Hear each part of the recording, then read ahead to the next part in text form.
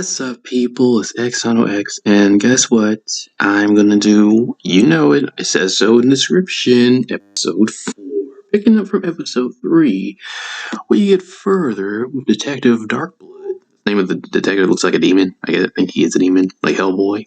So, without further ado, let's get into this episode review. So far, in our quest previously with Mr. Mark Grayson, who is also Invincible, basically, Mark has a little father-son time with his dad, who's also a murderer. And without further in that mind, Mark decides to take more responsibilities. And then beyond that, Mr. Cecil, who's also I want to say he's the director behind that secret organization, took a further interest in trying to narrow down to the case of the Guardians of the Globe's murders that Mark's dad did, but they don't know yet. Like I previously mentioned in the other episode, on the review, is that it's one of those things that we know that he's the murderer, but the characters don't know. So basically, like his wife is already suspecting him. Like on the previous episode, Mr. Darkblood Detective, he was pretty much saying that you need to watch your husband or whatever, and then she started getting suspicious of him. In this episode, we see a more sociopathic part to Mark's dad, like him talking about that, oh, honey, I know about the murders, but it wasn't me. And then it's just like, oh my God. Like, you've seen how shady this guy really is. He's carving his own ass. He doesn't even want to, of course, he's not going to tell his wife and his kid that he's a murderer. He's supposed to be a hero, so heroes don't kill, but clearly Mark's dad has defied that kind of thing, so like I said, we see how Mark's dad's shades really are. Like, even at the funeral, he showed no emotion whatsoever. Even when that woman was talking about she's mourning over her husband, he's just talking about, oh, she should just get over it or whatever. Or, yeah, we put it somewhat like that. Like, oh, she needs to chill out. And like, what the? And we see how apathetic Mark's dad can really be, and it's not really such a pretty sight either. And with that in mind, like I said, we see that, I guess I'll use this term for Mark's dad. He's a bit of a sociopath, because a sociopath would totally not care at all. He just did that, and you can clearly tell in his tone of voice and his face that he just doesn't give a shit. And then we get the detective gets a little visit from Nolan Grayson, aka Omni-Man. So, basically in this episode, wait, did I get this mixed up with another episode? Actually, I did get this mixed up with another episode. My bad. No, as I was saying, basically, because Mark's dad, we already know that he's responsible for the murders of his so-called Justice League wannabes, and Mark gets a little, originally, Omni-Man was supposed to go on the mission, but since he declined, Mark decided to go on a mission to Mars and protect some astronauts from whatever, was it Martians? Yeah, it was Martians. And then from there, basically, Marky decides to, be more of a superhero and take on more responsibilities. According to the show, Mark's mother said that he's 17, so he's basically in high school and is almost about to be done with it. And he has a girlfriend named Amber, and guess what? She's a sister. So get a load of that, guys.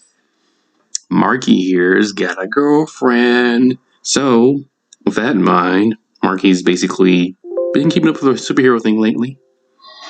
And then, in this episode, we see that basically, we see how controlling, what's his name, can be, Omni-Man. But you see how controlling he can really be. We see how he's deceiving his family. We see how he's just basically turned into, or just say he's always been this kind of person his whole entire life. Because the thing is with Mark's dad is that he clearly will do anything to cover that up.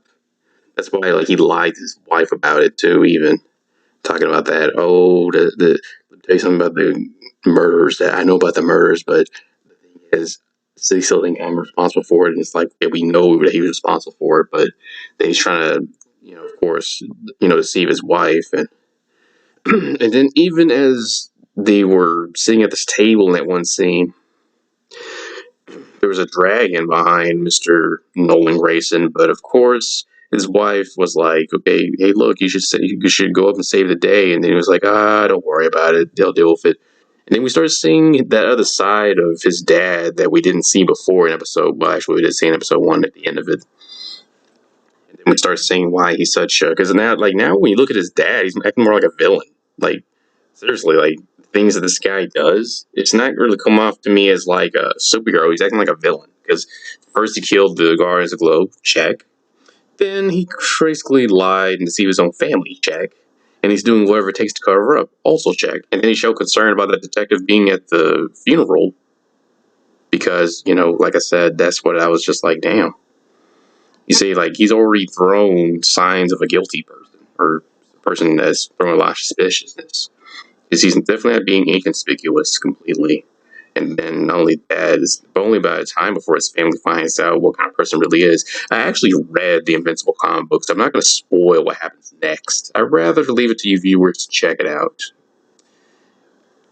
And also, like I said, that's the thing with Mark's dad, is that he's not being the kind of man that his family thinks he is. So as we look further into Mark's father, the man's not being the kind of, like, I remember Robert Kirkman said this before, is that not every character is what they seem to are.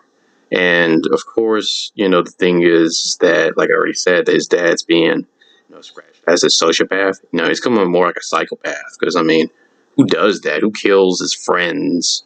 And then basically after that just pretends like everything's normal. And then he's being distant. He's not quite as distant as he is in the comic, but still he has that moment where he's just like, oh no, everything's fine. Like, are you sure? Yes, everything's fine. I'm like, okay, chill, man. Shit, it's actually everything's cool.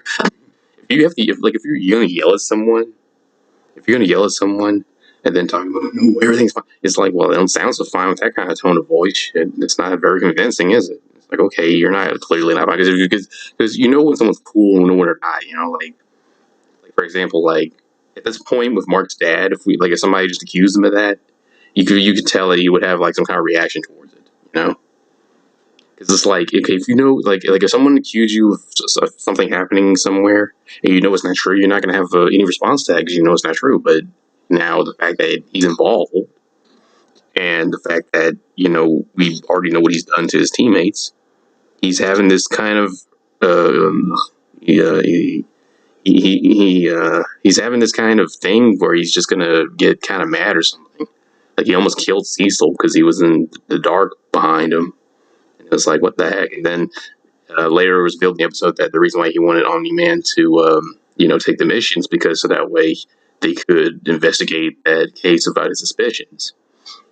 Another thing I want to point out in this show, let me try and make this review quick, is that the Vultramites don't have an automatic weakness. Like we've seen with Superman, Kryptonians are weaknesses to everything. The sun, kryptonite, of course, everyone knows that.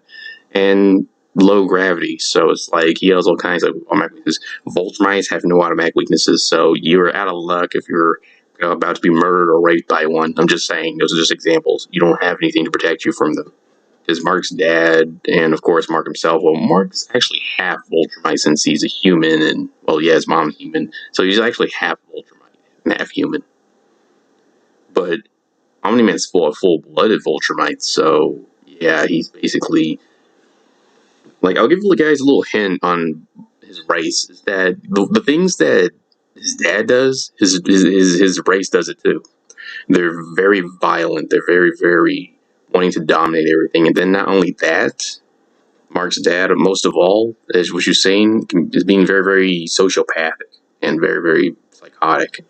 Because, believe me, this is not the kind of guy you want to be dating. You murder somebody and then it's like, everything cool? Like, oh no, don't believe that. Or, you know what I'm saying? Like, it's just turned into that, Then even the wife was investigating that situation because she wanted to see if if her husband was telling the truth.